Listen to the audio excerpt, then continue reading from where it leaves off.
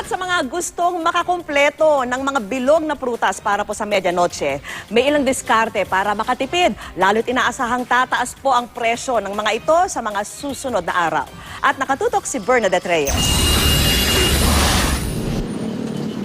Sobra pa ang 300 pesos na budget ni Ning Baro para makumpleto ang mga pampaswerteng bilog na prutas para sa pagsalubong sa bagong taon. Katulad rin namin na nagbabudget, maghanap, medyo kualin ang mura at maganda makakain, okay na yun. Basta makakumpleto tayo at makasunod sa pamahiin. Pero sabi ng mga tindera, asahan na tataas pa ang presyo ng prutas, kaya maganda raw na mamili na ngayon. Sa mga nagtitipid, bilhin daw ang maliliit na prutas. Halimbawa, imbis na malaking pinya na tig 60 pesos, pwede namang tig 10 pesos lang.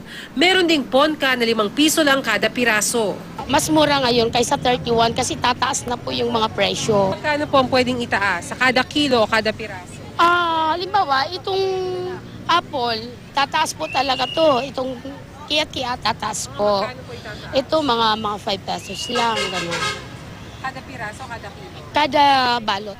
Di naman nalalayo ang presyo ng mga prutas sa Kamuning Market at Mega Q Mart sa Quezon City. Kahit maagang mamili ng prutas, di raw ito agad mabubulok basta itabi ng maayos. Nilalagay ko na sa rep dun sa lagay ng mga prutas. Opo, para at least fresh pa talaga siya. Kung karne naman ang hanap, nasa 135 pesos hanggang 140 ang kilo ng manok.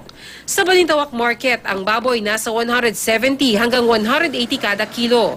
Pero may nagtitinda rin ng baboy sa halagang 165 kada kilo. Sariling biyahe namin. Kaya mas mura. Sa pumahango lang, mga 175 ang bintahan nila. Mahal din ang presyo ng mga gulay ngayon. Lahat ng dating sa galing Baguio, mahal. Wala naman sinasabi sila, mahal daw ang dating sa kanila eh. Ang bawang halimbawa, nasa 120 kada kilo. Ang sibuyas, 100 pesos. Kaya para makamenos, bumili raw ng tingi. Bernadette Reyes, nakatutok, 24 oras.